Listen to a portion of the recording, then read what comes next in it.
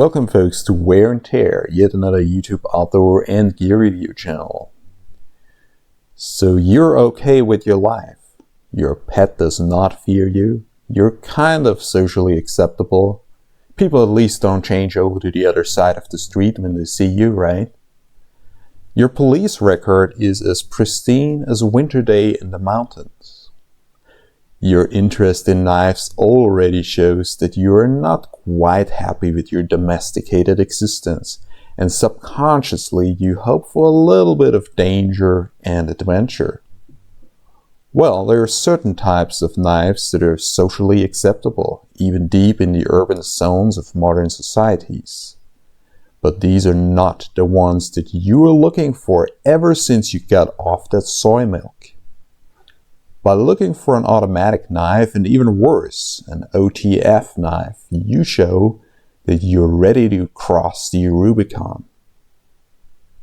Once you hear the satisfying click of the AKC F16, what a name, springing into action and retracting, you will be tempted to get one yourself. That's just your psychological profile, don't deny it. This knife is perceived by many as dangerous. It is something that very bad guys would carry. If you start showing it around, it will trigger a reaction in people and cats. Most likely you will become the social equivalent of flyover country. No decent person would carry an OTF knife. Is the thinking of persons that perceive themselves as decent. You could defend yourself by stating that you're fascinated by mechanical contraptions and pick the F16 in a friendly color like I did to reinforce that point. But let's face it, this is a knife with a very singular purpose in mind, especially if you get the dagger version. It is not for cutting your Schnitzel. In fact, it is quite terrible used in such practical ways as even a little bit of dirt or liquid on the blade will impact the knife's action negatively if you retract it without a good cleaning.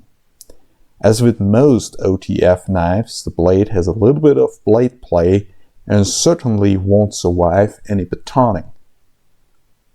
But it is great for stabbing and stinging and psychological intimidation via sound and speed of deployment.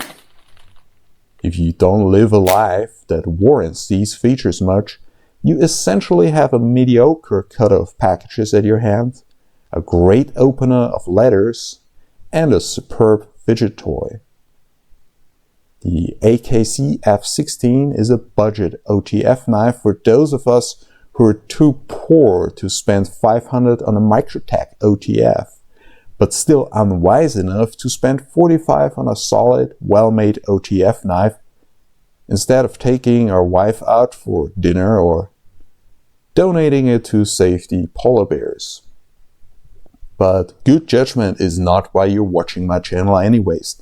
And as far as OTF knives go, the AKC F16 seems like a great option to get the experience of such a kind of knife. It is also safe as far as unintentional injury goes. There is no energy stored in the knife. You charge the spring till the lock disengages and the blade comes flying out. The same is true in the reverse, so it won't spring into action in your pocket. It needs a bit of force to trigger the mechanism, and it's quite possible to fail in this regard, to slide over the lever with your thumb and so on. I wish the lever was a bit grippier. Other than that, the knife is well made for the price.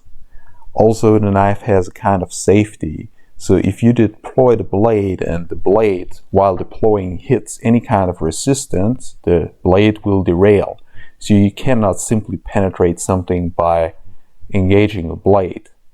That would not be possible unless, of course, it is something very fragile. So you would, for example, hurt your hand a little bit, penetrate your skin, but it would not go through your hand. There is not such force behind it. So there is a safety that would derail the blade. So if you're looking for an inexpensive OTF knife, the F16 is a great option if you're willing to pay the price in euros and in social acceptance.